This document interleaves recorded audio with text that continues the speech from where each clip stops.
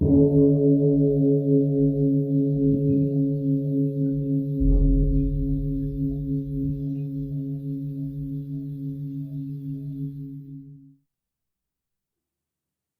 all beings be happy. May all beings be healthy. May all beings be free from harm. May all beings love life. May all beings awaken. Welcome to another Cuke audio podcast. I pray that you and yours are safe and comfortable, free from economic distress, and able to get out and do whatever it is you want within the limitations of the universal precept of do as little harm as possible. This is a special podcast. Herein we have Chapter 3 for Crooked Cucumber, The Life and Zen Teaching of Shunryu Suzuki. Chapter 3 for the audiobook, because even though that flaw was fixed for Audible and Amazon, I just got an email from someone that said they bought it at Apple Books. So maybe Apple Books sounds like Apple Books and iTunes did not get the fix. So Shambhala's dealing with that. If you happen to have bought one of those and you don't have a Chapter 3, you can listen to it right here. You can download it. And this is being linked to from the page on Cuke.com for the audiobook, or in case I get an email or whatever. So, all right, here we go with Chapter 3 from Crooked Cucumber, The Life and Zen Teaching of Shunryu Suzuki, Higher Education.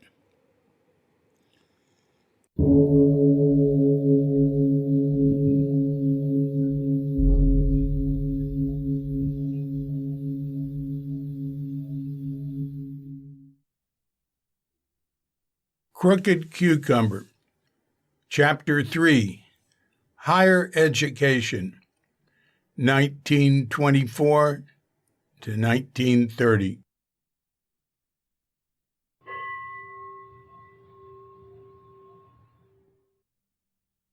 Even a mistaken approach is not a waste of time.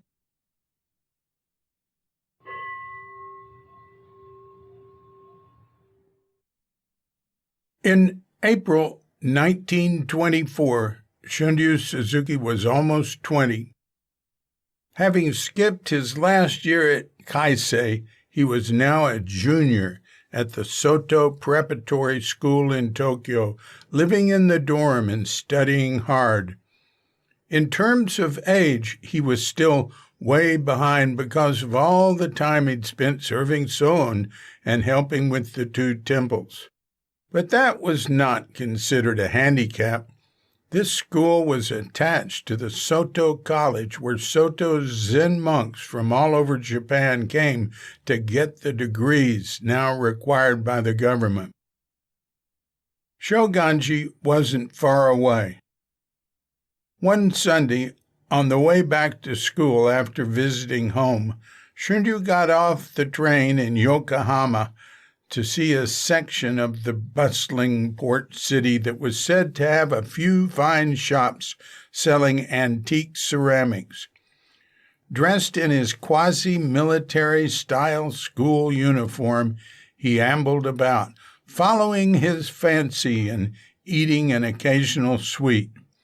One shop led to another and one street to the next.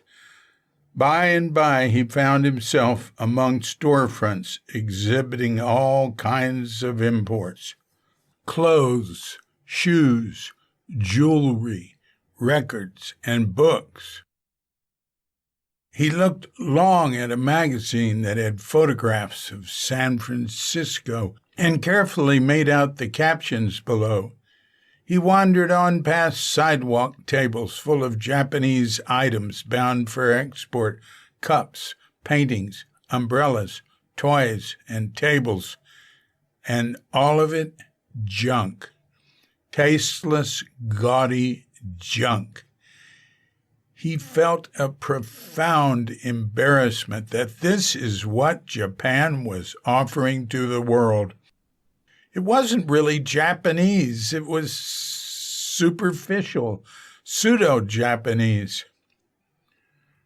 Shunryu thought about what he considered really Japanese: handmade crafts, furniture, scrolls and ceramics that embodied the culture and traditions and would add to the harmony of the house they went to. Then he had a little epiphany. If only he could go abroad and bring to foreign people not the worst of Japan, but the best, something truly Japanese that could be applied to another culture. The best way to do this would be to completely understand Zen first, and then bring Zen to others. Maybe, he thought, maybe I could do that. In early July, Shunryu was hanging out on a sweltering, muggy Sunday afternoon with his friends Kundo and Araki playing Go, sweating and fanning himself. He was a man now, over 20, the age of majority in Japan, but they were still kids in school with less responsibility than they had had before they arrived. Now they had only to concentrate on their studies. Shunryu suggested that he go liberate a melon from the cold storage room in the basement off the kitchen. His fellow monks heartily agreed. Shunryu switched on the light for the basement, then went to the storage room, closing the door behind him. Beneath the low ceiling were shelves filled with tubs of tofu, barrels of pickles, boxes of vegetables, fish, meat, and fruit. He picked a nice ripe melon by the wall at the end. Then he froze. Footsteps were coming down the stairs. There was no place to hide. A voice called out. Silence. Then a click. And Shunryu was holding the melon in total darkness. He waited a moment, then started walking back toward the door. Suddenly there was a piercing pain above his left eye. He jerked and screamed, dropped the melon, quickly got his balance and reached up. He felt sharp, cold steel and blood. He had snared himself on a hook hanging from the ceiling. He couldn't extricate himself, and every move he made worsened the situation. Finally, his breathing slowed down, and he stood there in pain like a statue, unable to budge, blood dripping down his uniform. He waited for over an hour till he heard someone coming down the steps again, and he called out for help. No one was angry at him for his escapade. Like him, they were worried that he'd blinded his left eye. He hadn't. The hook had gone in through the eyelid and out the eyebrow. He lay in his bed that evening, stitched up and bandaged like a pirate, and reflected on the events of the day. He ached, but something wonderful had happened. All that he would say later in his life is that he had had an important awakening experience. He wanted to return to the clear, inexpressible, and timeless calm he had felt as he stood there, dripping blood. At the time, he thought it was the Great Enlightenment. He would learn later that it was just a little one. And he would find that he could not recreate it. That was then, and this is now. For the rest of his life, he would have a nifty little arch above his left eye. From mid-November 1925 to mid-February 1926, Shunryu was in training at Kenko-in in Shizuoka City. Someone had sent him to be initiated as head monk under the guidance of Dojun Kato. Kenko-in offered the formal 100-day practice period that is the heart of Zen training. One of the milestones of the training is the head monk ceremony. It wasn't like being head monk at one of the major training centers where there would be many monks and teachers. At Kenkoin, there were only Dojun Kato and a few novices, and Shunryu had to continue going to school during the day. Many monks merely went through the motions of the ceremony for a few days at their home temple, an abbreviated formality to move a son closer to inheriting his father's temple. But Shunryu was head monk for the full 100 days. 9 older priests came to the culminating ceremony, some arriving a few days early to participate in the practice and help build momentum for his rite of passage. Sogaku and Soon, with a few of his disciples, were among them. On February 18th, the day of the ceremony, Shunryu walked before them all, head bowed and arms raised, holding a staff. He recited a traditional poem, saying he felt unworthy to be there. "Dragons and elephants," he concluded, "give me your questions." He thumped the staff on a block of wood. It was time to be grilled by his peers and elders in the traditional Dharma combat ceremony. The answers, like the questions, were classical, memorized by the head monk for his ceremony. But the timing, the delivery, how he held himself, the quality of his voice, all would add up to what sort of ceremony this would be. It was his day. He set the tone. Afterward, there were high-sounding congratulatory statements. No longer considered a novice, Shunryu was welcomed into the Society of Priests as their new young friend.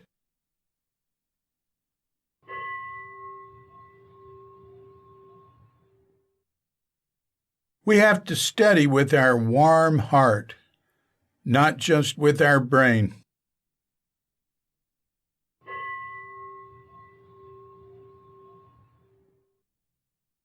In April of 1926, at the age of 21, Shunryu Suzuki had graduated from prep school and moved up to the Soto College, which had just been renamed Komazawa Daigakurin, and was now a university offering a wide range of study. Mainly he was studying, but he commuted regularly to spend time with Son in Yaizu, and he could not ignore the vast and fascinating world that was springing up around him in Tokyo. Shunryu watched movies with his friends, played tennis and Go, and went rowing in the bay. He studied Chinese astrology, but finally gave it up, deciding it was unnecessary to know so much about oneself. Even if it were true, he felt it was not a Buddhist practice. He went to the coffee shops and attended school in an atmosphere of dangerous ideas. He was in Tokyo at just the right time to have his curiosity and humanity fertilized.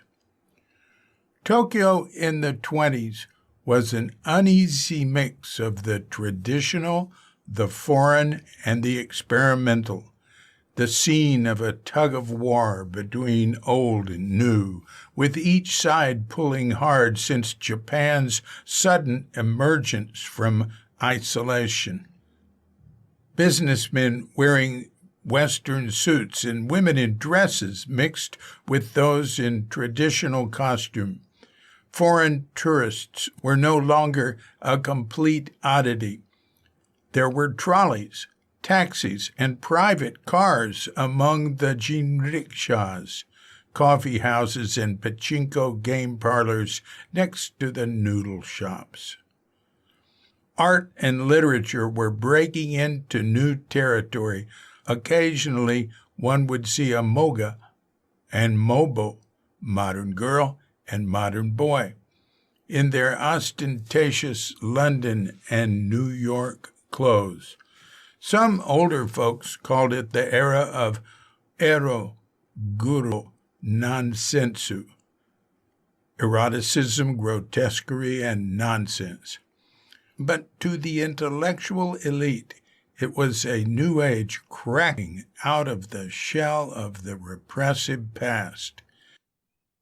Emperor Taisho was a developmentally disabled invalid, but his son, Crown Prince Hirohito, who had been regent since 1921, was perceived as one of the new liberal breed. He had gone to England and France and been photographed in stylish English clothes and a tweed cap. He was a marine biologist and, with his friend, the Prince of Wales, had helped to introduce golf to Japan. Traditionalists feared the dangerous ideas that had crept in from the West: internationalism, socialism, communal living, pacifism, democracy, anarchy, even women's rights. It wasn't quite legal to have organizations promoting radical causes, and the police discouraged them as they could, but there wasn't popular support for too much control. A little over 50 years prior, 1868, Edo had been renamed Tokyo when Emperor Meiji moved the capital there from Kyoto. Edo had been the de facto head of government since 1603. Now it was the hub of the industrial giant of the East, and there were possibly more college students there than in any city on Earth. Japan was now a global power that had successfully prevailed against China and Russia in previous decades, had forged a dominant role among the imperialist nations in China, had made virtual colonies of Korea and Formosa, and had supported its Western allies in defeating the Kaiser in World War I. Japanese nationalism had mellowed. There was less support for Japan's aggressive foreign interventions, which had been a little too successful in the eyes of the West. Some Japanese hadn't forgotten the humiliation of the Triple Intervention of 1895, when Japan was forced by the West to return possessions and concessions won from China, and Emperor Meiji had urged the nation to endure the unendurable and do as they were told. The ultra-nationalists and reactionaries in the military continued to wield strong influence. There was now compulsory military training in the schools. But the prime minister and cabinet had the upper hand and were holding the right-wingers in check. Even in the face of insulting racist policies abroad, such as America's ban on Asian immigration and the League of Nations' refusal to acknowledge the principle of racial equality, there was pride in Japan's international role. The national self-confidence that was lost when Commodore Perry's ships caused Japan to come out of its cocoon had been largely regained. This was an exciting time for Japan, not only socially, but in terms of Buddhism as well. Most Japanese Buddhist priests saw Buddhism only in reference to their own culture and the past. But Shunryu was being reminded at the university that Buddhism was a universal religion that had already adapted to many different Asian cultures and subcultures, that it was not the sole property of priests, but could be understood by lay people as well. A number of professors at Komazawa were taking a new look at the teaching of the Soto sect and how it might be presented to a wider audience. The president of Komazawa, Nukariya Kaiten, had been to Europe and America and had written the first popular book on Zen in English, The Religion of the Samurai, published in 1913. In 1926, a book he wrote for lay people, Shoshin Mondo, Questions and Answers About True Faith, was published. It created some controversy because of its simple explanation of Soto Zen and its popular appeal. Also at Komazawa, Shunryu met a professor of Pali named Shundo Tachibana, whose English language, The Ethics of Buddhism, was published that same year. Also published in 1926 in Japan, Dogen Shamon, Dogen the Monk, by Watsuji Tetsuro, the first book on Dogen's thought for the general public. It was hard enough to bring actual Zen practice to Japanese. Shunryu could not imagine how one could communicate the subtleties of Buddhism to Americans and Europeans. But he was listening.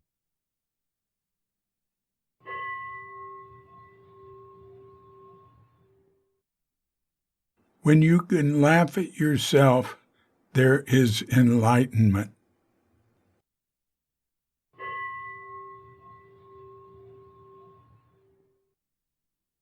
In his college dorm, Shunryu awoke before the sun was up, quietly slipped on some loose work clothes, and tiptoed out of the sleeping quarters in the dark.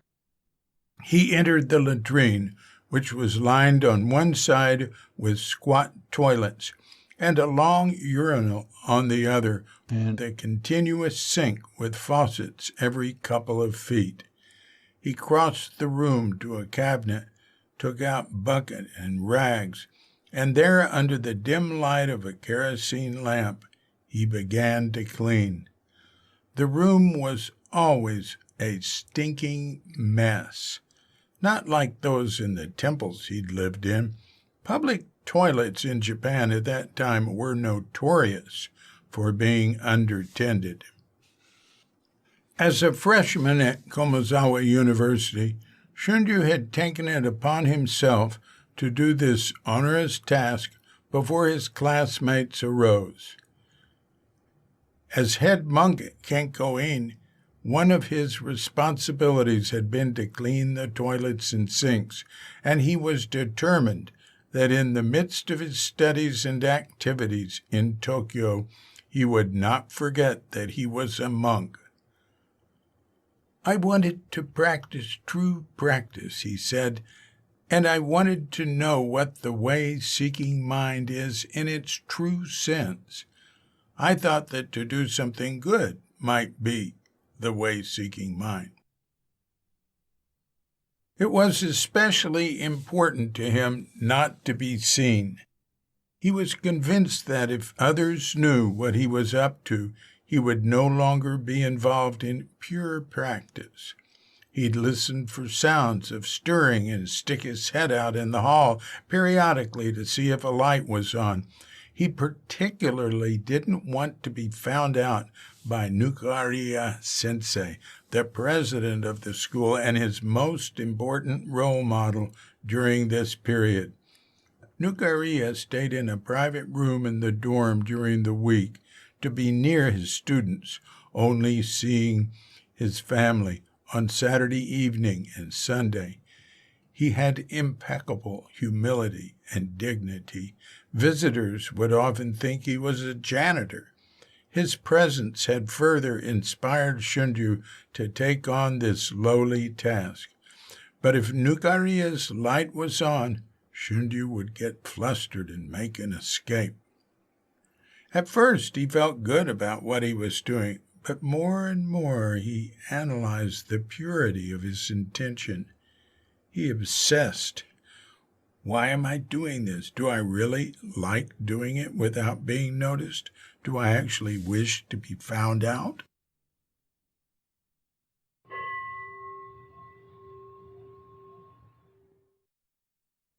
I was mixed up, and my mind was always wandering, trying to get things straight. I was not so sure of the purity of my way-seeking mind. Should I continue or not? I didn't want to have this type of silly problem, but my nature was pretty stubborn, and I didn't want to give up on something so easily.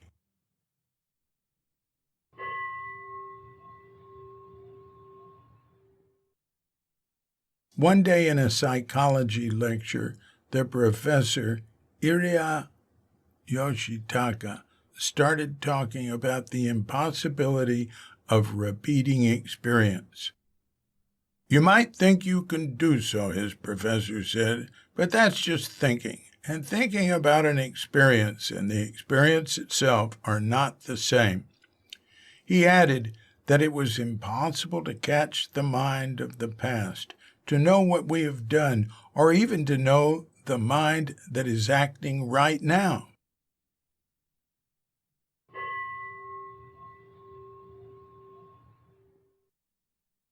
So I was enlightened, Okay, I understood that what it is not possible to think about, forget about. No wonder it was so difficult to understand my mind. I had this kind of realization. Since then, I have given up trying to be sure of my way-seeking mind.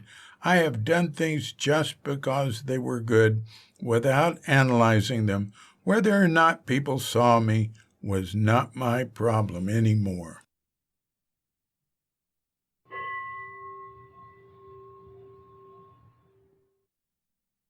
Shunryu kept up his early morning cleaning of the lavatory, but now with a more light-hearted approach.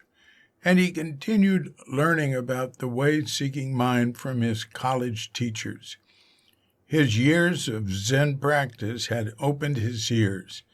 It was necessary, he realized, to have what Dogen called enlightenment after enlightenment with no trace of enlightenment.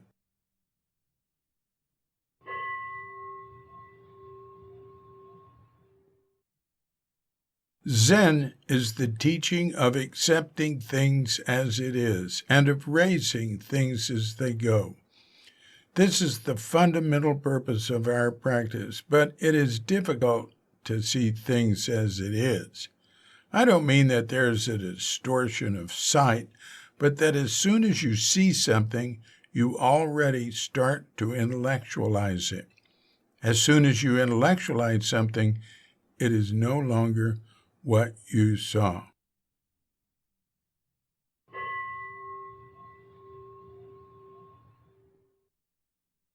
In education class, a professor said something that further inspired Shunryu to drop his hindsight and foresight and live directly in each moment. He couldn't believe what the professor had said, but he checked his notes against those of a fellow student, and they were the same. Formal education is to explain what is and what it means. Actual education is to let it be, whatever it is, without explanation. He couldn't accept that at first, but he came to see the connection, that one had to begin practice without knowing the way-seeking mind, and for a long, long time, go round and round in the same area until you get tired of trying to understand.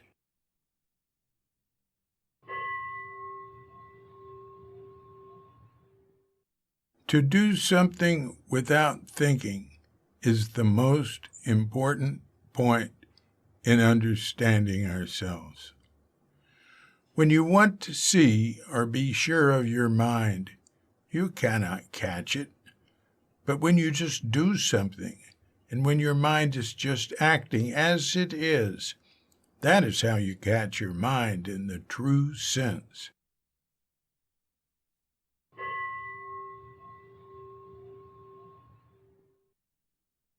On August 21st, 1926, in a private ceremony at Rinso-in, Shunryu Suzuki received Shiho, Dharma transmission from Soon.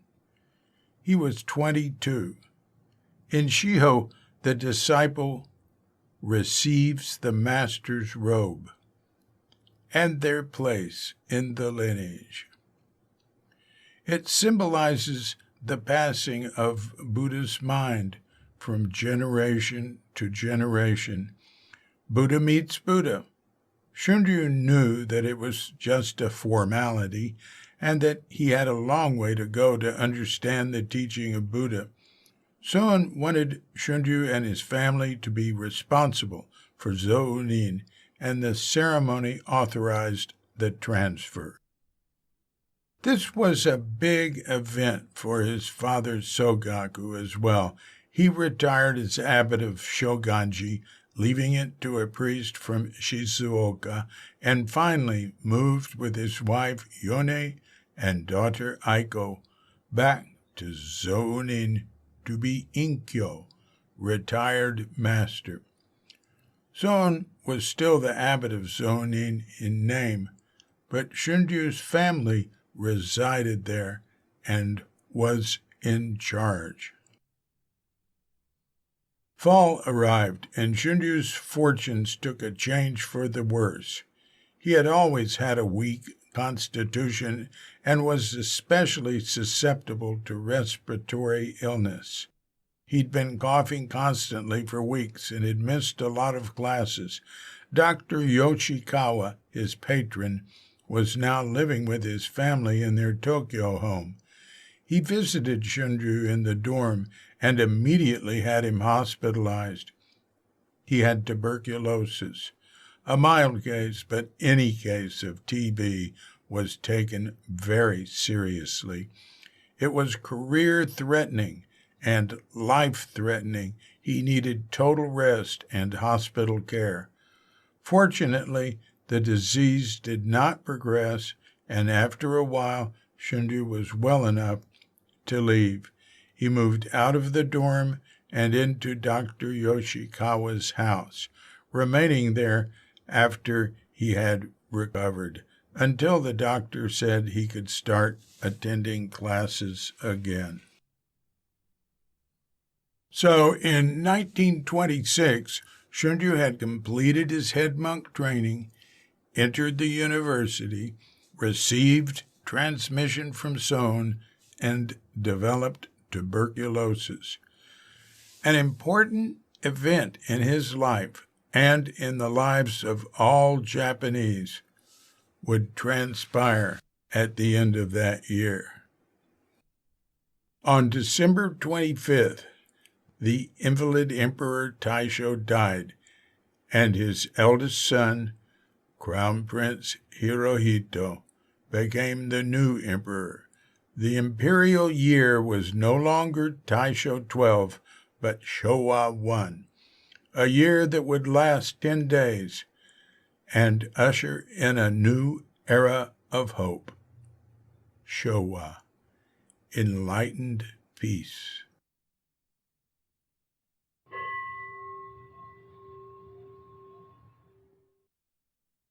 Whatever the teaching may be, the teaching confronts each in accordance with the circumstances.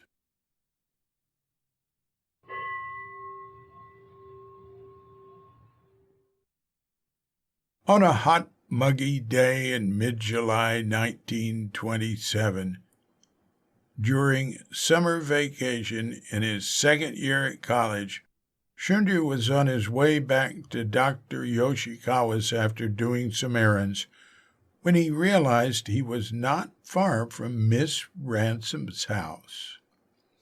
Nona Ransom, a striking 40-year-old woman from England, was his English teacher at Komazawa. His friend and fellow student Kundo, who lived with her, had pointed out the building to Shunryu and urged him to drop by sometime, saying she always had something cold for the intolerable afternoons.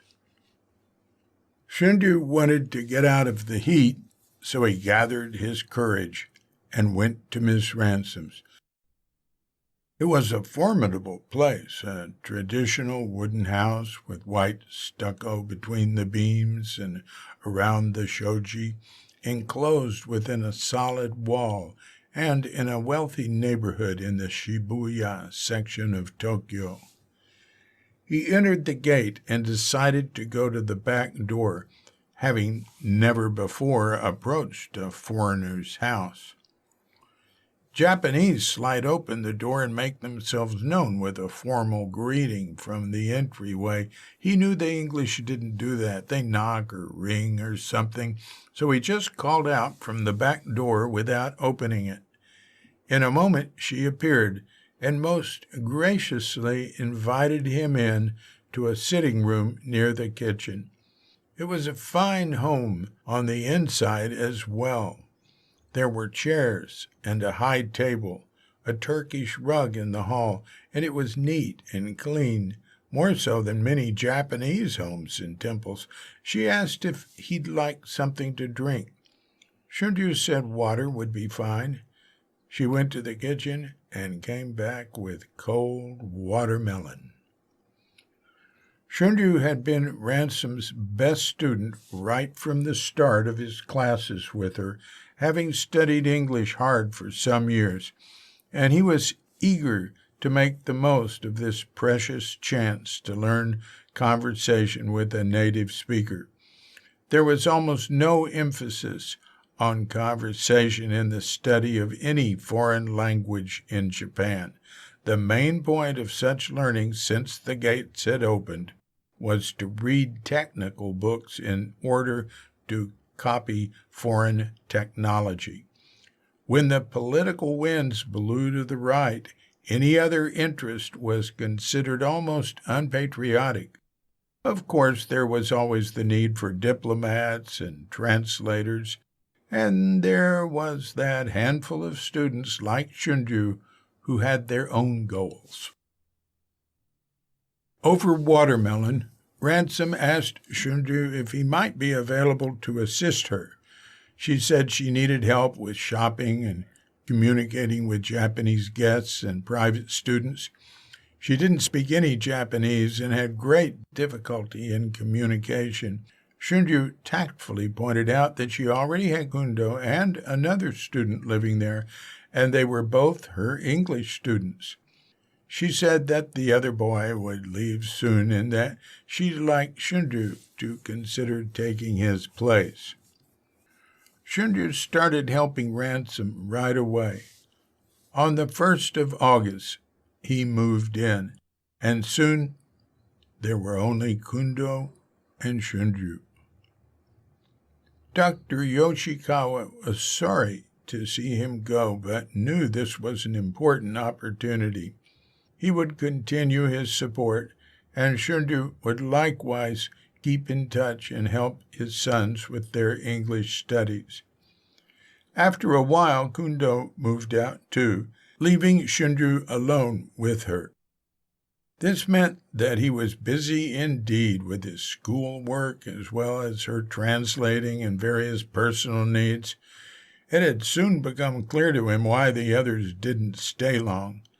She was not an easy person to be with.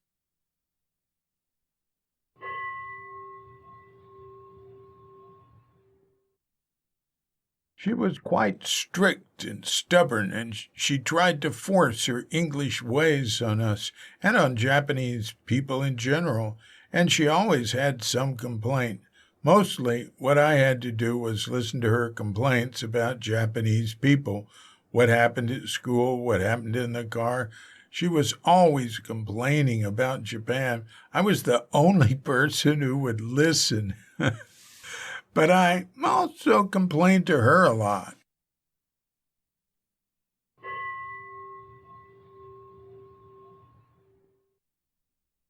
After Shunryu's many years of study with Sohn, Nona Ransom was really not so hard to take. Shunryu was enthusiastic. They were close and worked well together despite their squabbles. At first he felt his English was not adequate, but his ability to communicate progressed rapidly, especially since there was so much talking going on, much more than he was used to in Japanese company. She had an active social life, so Shunryu not only got to translate, but to speak English with other foreigners from England, America, Europe, and even China. In that era, when a man and a woman went down the street together, it was almost always a husband with his wife walking behind him. Ransom and Shunryu made a sight going down the street, side by side, talking and even laughing at times. He was 23 that fall, and she was 40. Shunryu, short among his countrymen, was 4 feet 11. At almost 6 feet, Nona Ransom was lean, yet shapely, beautiful, and stately, and her bowl-shaped gray hat made her seem even taller. Her nose was long and straight, her eyes round and wide, her eyebrows thick and expressive. They both walked erect, energetically, Shunryu in his school uniform and she in her subdued dresses and heavy overcoat as winter set in. At first, the neighbors said she had a new houseboy, but in time people said she had a live-in interpreter. As they returned home, Shunryu would often be carrying her packages, just as he had done for Sohn. In fact, Shunryu's relationship with Ransom had a number of parallels to his early apprenticeship to Sohn. They were both demanding, eccentric, ornery, and dignified. His life revolved around theirs. They had knowledge he wanted, and despite their faults, he loved them. But there were differences. She treated Shunryu much more like an equal. She was direct and opinionated, but let him speak his mind as well. She was still his teacher, landlady, and employer, and he treated her with a level of respect that satisfied her proper British standards. But he could never have talked back to Sohn the way he did to her. Shunryu was incurably curious, and Ransom was quite forthcoming about her life. He learned a great deal more about her than he ever had about anyone else. She was the 9th child, hence Nona, born in Bedford, England, on October 5, 1887. Before coming to Japan, she had spent 3 years in Tianjin in northern China, teaching at the grammar school for the British concession. She also tutored privately. Among her students were the children of the president of China, Li Yuehong, and those of Shigeru Yoshida, the Japanese consul. It was through Yoshida that further doors began to open for Nona Ransom when the former emperor of China, Puyi, and Empress Wanzhong fled the Japanese legation in Peking in 1925 and escaped to Tianjin. Yoshida arranged for her to be companion and English teacher to the former empress and subsequently to the former emperor as well. Through Yoshida, Nona Ransom came to Japan in 1927 and moved into a house that his parents owned. There she taught at 3 colleges. She was also teacher of the English language and foreign etiquette under the imperial household. Among her students was Jigoro Kano, the founder of modern judo and president of the school, attended by members of the royal family. One day, Ransom asked Shunryu to buy some large daffodil bulbs. When she saw what he got, she said, "These are too small. Get me some big ones."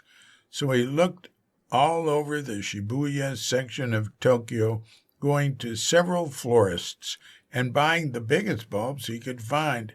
Still, she wasn't satisfied. That got him angry. He came back later with a bag and told her, "I got some very big daffodil bulbs. Here they are." He handed them to her and then quietly sneaked away. She was quite pleased until she opened the bag and smelled them. "These are onions!" He knew she detested onions. She started shouting and searching the large house for him. Then he burst out laughing in his hiding place, and she came at him with the bag of onions held high. He ran up the stairs with her chasing after him, but he was faster and went to the roof and hid.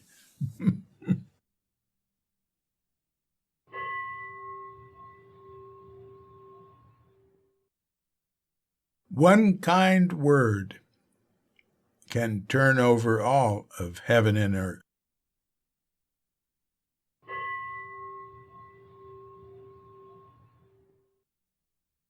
On days when Shunryu's classes were over early enough and Ransom was not busy, they would have tea in her sitting room. He learned about her youth and studies in England, Belgium, and France, of her graduate work and education at the Bedford Froebel Training College, where she became head of the preparatory school, of her 10 years as form mistress at the Edinburgh Institute in Scotland, and of her decision to go to China at the age of 37. She was particularly fond of her memories of the young empress, Wan Jung, beautiful countenance, a lovely though tragic figure. Wan Jung had married Puyi at 14, just 1 year older than his second wife, and when only 16, she had latched onto Ransom as a pillar of sanity in her bizarre and treacherous circumstances. A picture of the Empress stood atop a chest in the corner of the sitting room. Shunryu was curious about Ransom's approach to Christianity, a subject which he knew very little about. Christianity was said to be like Amida Buddhism, more faith-oriented, relying on other power as opposed to the so-called self-power of Zen. Christians were generally respected in Japan as sincere and devoted to good works. Jesuits had founded one of the first universities in Japan, Sophia in Tokyo, and some of them had a keen interest in Rinzai Zen. Japanese Christians had known periods of persecution and favor, but they never made as much progress as Christians in China or Korea. Ransom had no respect for Catholicism or Buddhism. She had been born into a Quaker family. Theirs was a simple, straightforward approach to truth without many of the common forms of religion. Since Quakers use no statues or images of God or Jesus and refuse to recognize any tie between state and religious authority, such as the taking of oaths. Quakers are pacifists, and though Ransom taught the children of generals, she was not fond of the militaristic trappings of governments in the East or West. She did not like the increasing role of the Japanese military that she had seen in northern China, where they had ostensibly come to guard the train lines. She especially resented suggestions by certain high officials that she might be able to use her sway with ex-Emperor Puyi to Japan's benefit. But she said little about all this. She merely rose above it and set out to do what good she could. After her years in China and Japan, Ransom was convinced that Buddhism was a cult of idol worship, worthy of no more than a passing glance for the sake of a better understanding of history and culture. She visited sacred buildings and was quite taken by the architecture and art, the gardens and sculpture, but she shook her head when she saw believers bowing and making offerings before statues. It bothered her slightly that her houseboy was to be a priest of one of these temples. It created an uncomfortable gap between them. And then there was her statue of the Buddha. In Japan, outdoor shoes customarily go on a wooden rack just inside the front door. Before the step up into the house proper, where the indoor slippers are, shoes, or zori, never touch the floors of the interior. The surface outside is dirty. Outside shoes are dirty. Inside floors and slippers are clean. The two do not mix. The statue was in the tokonoma, an alcove in the sitting room, a small, attractive space with tatami floor and smooth clay walls between dark brown wooden posts. The tokonoma is in some ways the center of a Japanese home. It is not an altar, but a recessed area for a flower arrangement in a treasured vase, possibly a special stone or an antique, and a hanging scroll. The tokonoma is the family's aesthetic homage to nature, art, and wisdom. Ransom hung no scroll in her tokonoma, nor did she include any vase of flowers. Instead, on a stone pedestal, there was a beautiful, foot-high, carved Buddha statue.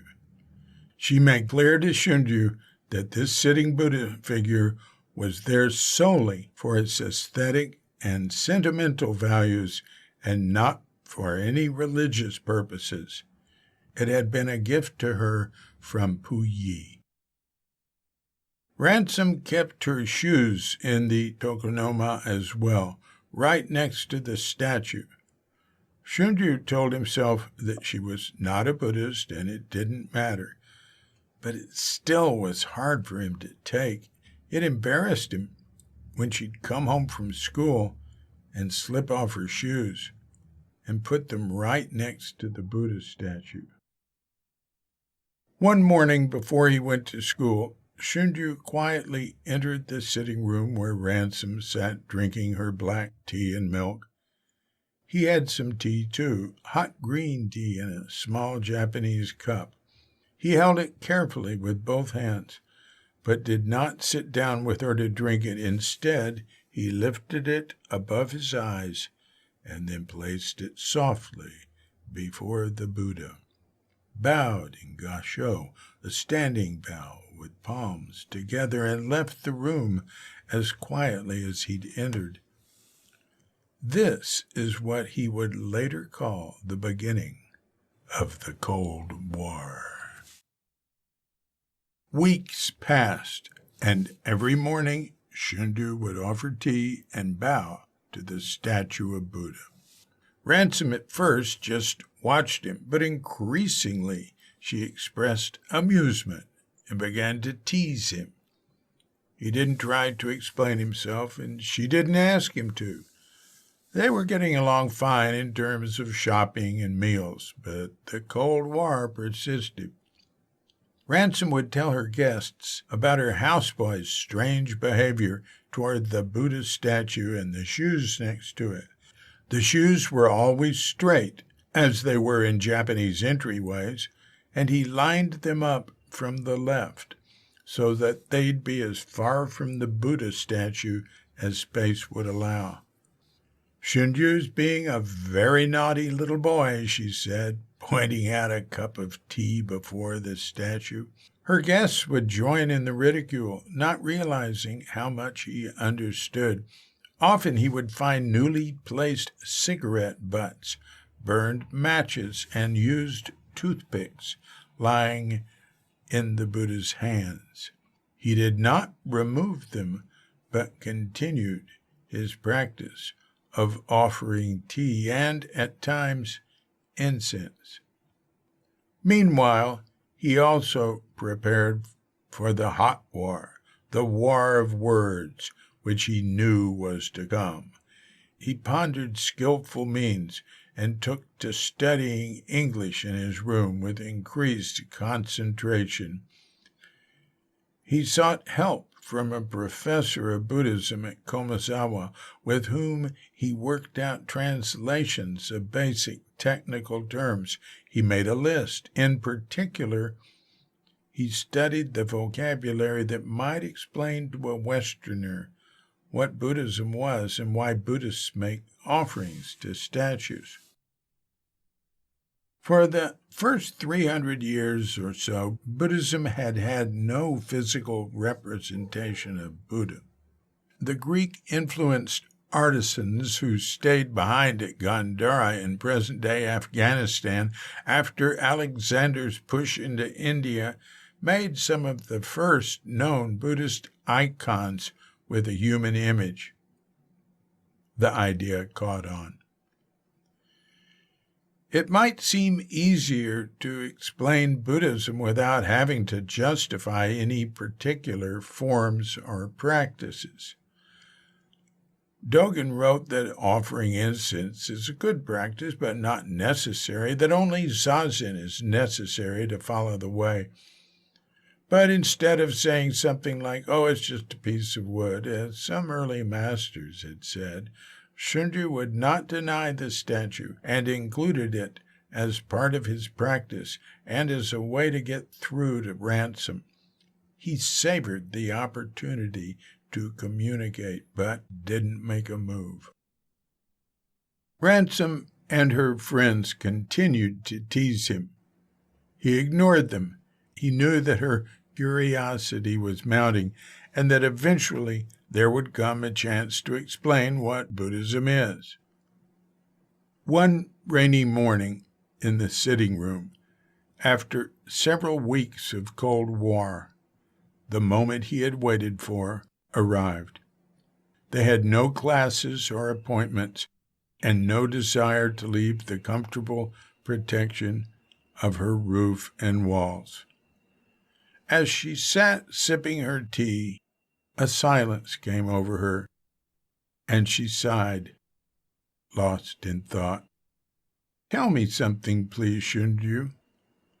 Please tell me why on earth you worship that Buddha statue. You seem like a reasonable young man, and you are obviously sincere, but I just cannot understand what you find so compelling in this superstitious nonsense." So he told her why he related to the statue with such respect, and he told her about Shakyamuni Buddha and Buddhahood. He said that such a statue reminds us that the way is everywhere, and that we ourselves are Buddha, so that when we offer incense to the statue, we are recognizing our own true nature, the true nature of all that is. The nature of our existence is not something we can know or remember so easily. Buddha is not a god. You can't put your finger on what Buddha is, but Buddhism does have various teachings. There is, for instance, the teaching about the three bodies of Buddha, the sublime, indescribable Dharmakaya Buddha beyond any particular experience, the first principle of religion. the Sambhogakaya Buddha, the subtle body of rapture or grace, the fruit of practice, and the Nirmanakaya Buddha, the historical person who awakened under the Bodhi tree. He was a person just like everyone else who attained something wonderful that is possible for others to attain, women and men. Maybe these aspects of Buddha have something in common with the Christian concepts of Father, Son, and Holy Ghost, he explained.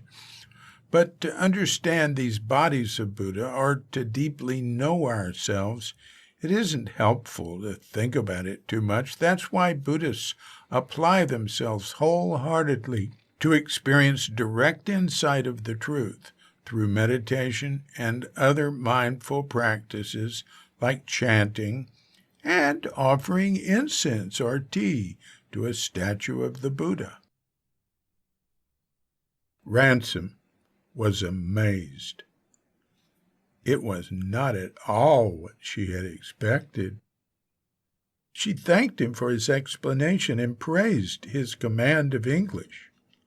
She said she'd had no idea that there was such profundity in Buddhism, such realization of the divinity of the individual. She was not only affected by Shunryu's explanation, but also impressed with his composure in the delivery. After that, there was no more teasing. She became very quiet for a few days. Then, one afternoon, Shunryu walked into the sitting room and saw that the shoes were gone from the toko no ma, and there was a fine arrangement of flowers by the wooden Buddha.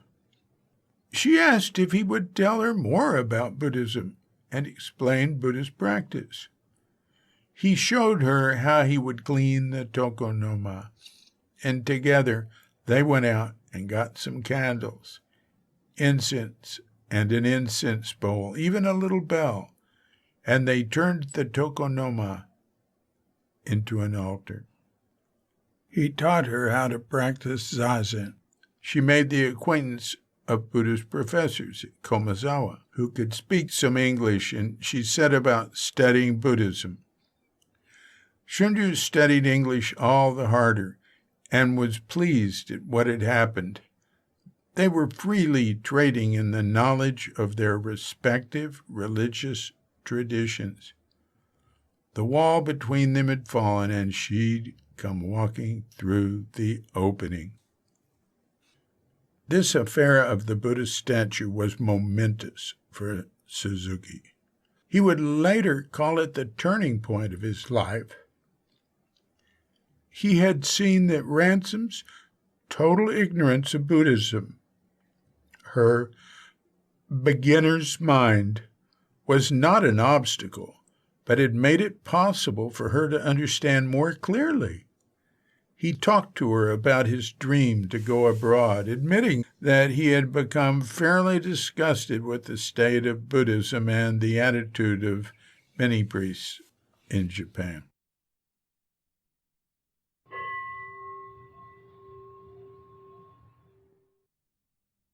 I felt very good. I developed some confidence in our teaching and in the thought that I could help Western people understand Buddhism. For Japanese people, it is pretty difficult to study Buddhism in its true sense because the tradition has been so often mistaken and misunderstood. It is difficult to change misunderstandings once we have them. But for people who don't know anything about Buddhism, it's like painting on white paper. It is much easier to give them the right understanding. I think that the experience I had with Miss Ransom resulted in my coming to America.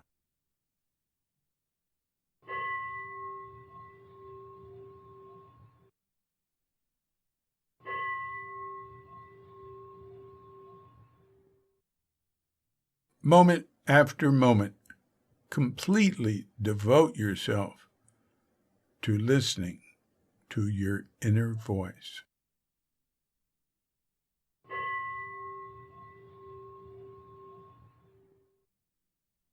There was a Western-style rattan bed and chair at Zonin, especially purchased for Nona Ransom's visits. Shunryu would take her to Rinsoin as well. The monks got to know the English lady, as did all the people in the villages of Mori below Zonin and Sakamoto below Rinsoin. A foreigner in those parts was a distinct oddity. Their relationship was the first thing people would mention when Shunryu's name came up. The second was his absent-mindedness.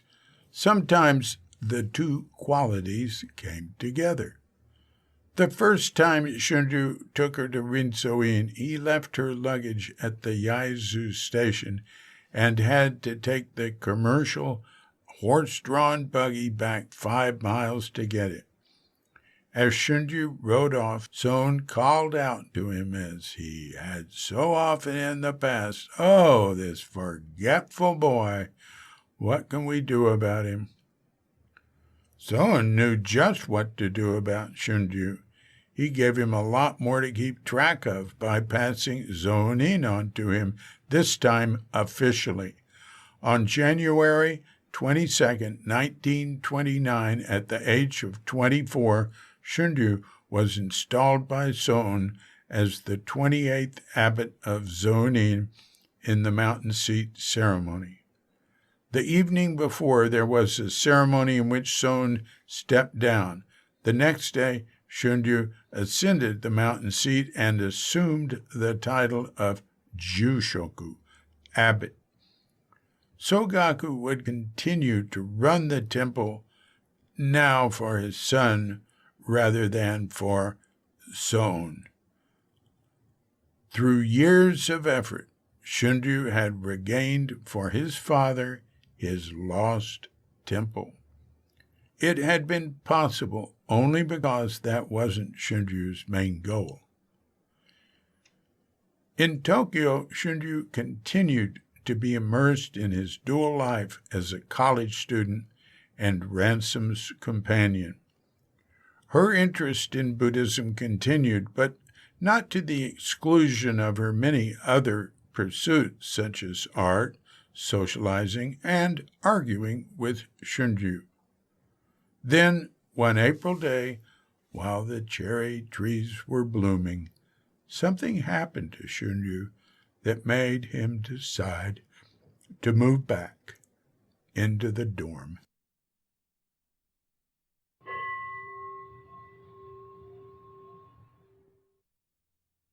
This was brought home to me the day I went to the Turkish embassy on some business for Miss Ransom.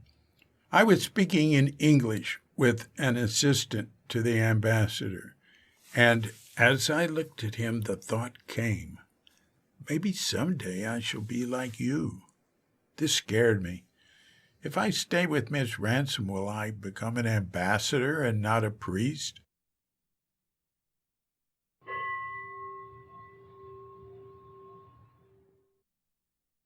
He went home and told Ransom that it would be best for his studies if he moved out for his last year at Komazawa University. She sadly acquiesced. On May 30th, 1929, Shunryu moved into a Komazawa dorm. One day, Shunryu and several other monk students went to the docks of Yokohama Harbor to see off a priest named Daito Suzuki, who was leaving for Los Angeles. There he would assist Hosen Isobe at Zenshuji, a Soto Zen temple for Japanese Americans. Isobe had plans to start another temple in San Francisco, and Daito would eventually take charge of Zenshuji. Most Japanese could not understand why anyone, especially a Buddhist priest, would want to leave Japan, But Shunryu and his friends greeted Daito with enthusiasm. To this little group of Komazawa students, his departure was heroic. When the ship pulled out, the young monks on the dock cheered, and tears streamed down Shunryu's face. 30 years later, Shunryu and Daito's paths would cross again, and again memorably, though their roles at the time would be quite different. On January 14, 1930, an important public ceremony for Shunryu at Zonin called Tene, to turn the robe, gave permission to wear the yellow or brown kesa and acknowledged Shunryu's Dharma transmission from Son. For ransom, he defined it as public determination and consent from the Sotoshu to be a chief priest and to teach Zen. A special brown robe was handed down to him by Son in the incense and flower-filled main hall. Short recitations were interspersed with longer recitations, chanted and mumbled by attending priests and punctuated by bells and drums. This final Tene ceremony gave Shunryu institutional credentials. The whole community turned out for this big occasion, as did Nona Ransom, Dr. Yoshikawa's family, friends from school, and various priests and teachers he'd studied with.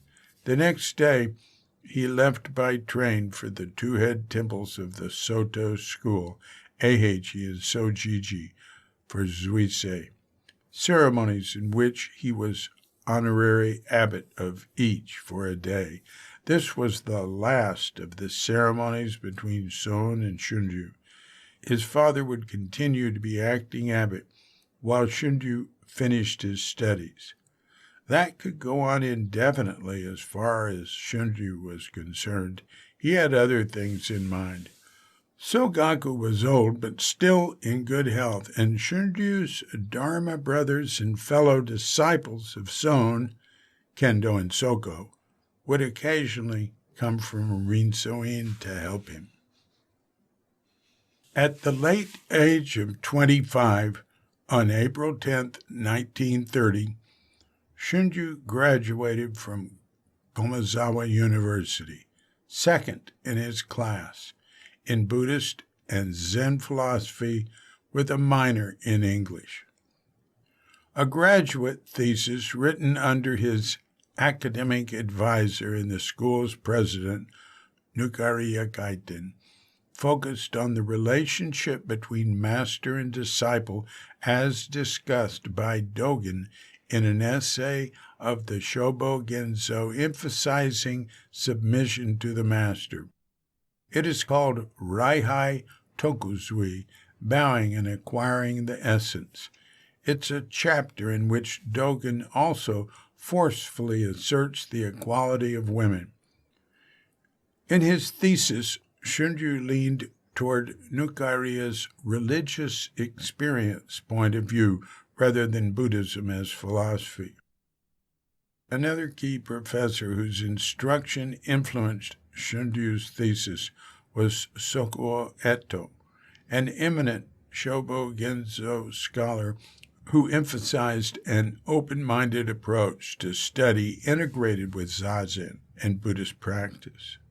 Eto had been a classmate of Son's, and they had studied together with Oka Sotan. Like many of Shunryu's professors, he was also a priest with a temple back home, and like Nukariya, he emphasized religion over philosophy, direct experience over systemization. Not long after he graduated from college, Shunryu was honored with another credential that he greatly valued.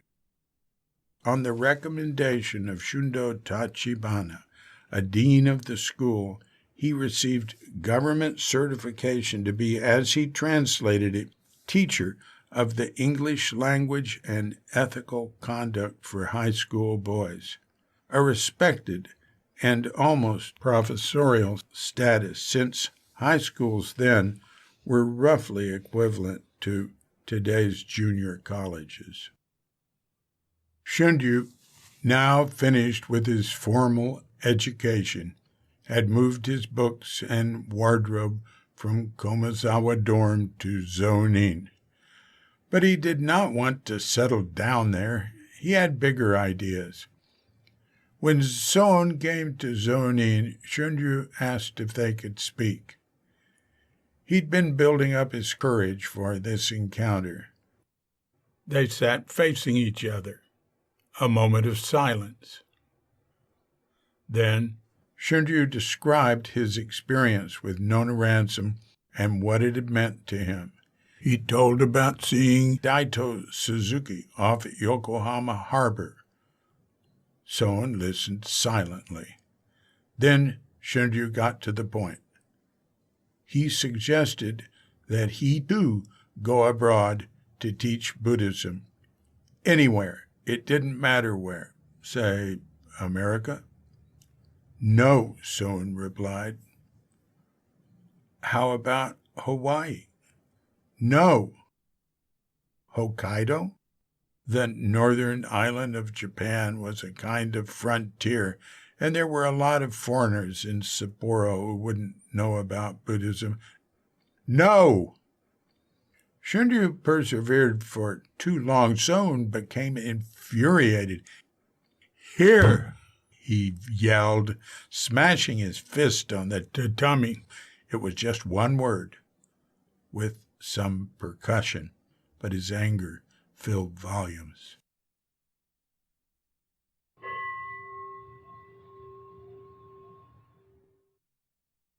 He was so furious. I knew there must be some reason why, and I knew that he loved me very much. So I gave up my notion of going abroad. I completely gave up my idea of going to America.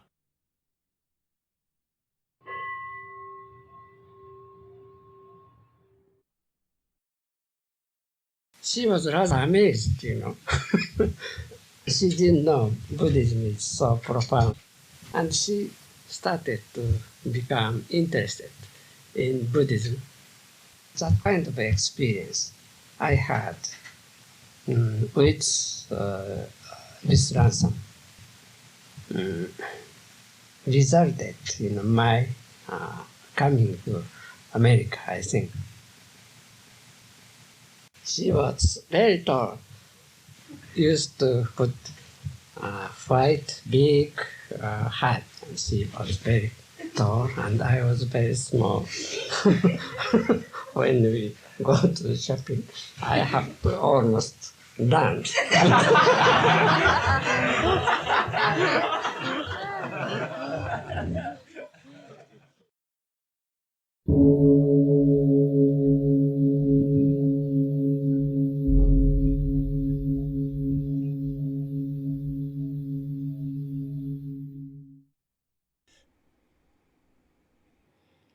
This has been a Cuke audio podcast, a special podcast for those who didn't receive Chapter 3 when they bought the audiobook of A Crooked Cucumber, The Life and Zen Teaching of Shunryu Suzuki. Of course, that will be fixed, and if you bought it in the past, it doesn't matter. You just go to it. It'll be updated. If you downloaded it, you can re-download it. So good luck. I'm D.C. Puba of Cuke Audio and Cuke Archives, coming to you from sleepy Sanur with Doghead Bandita, Feline Cuchita, and dear lovely Katrinka. And we're wishing you and yours and all of us a grand awakening.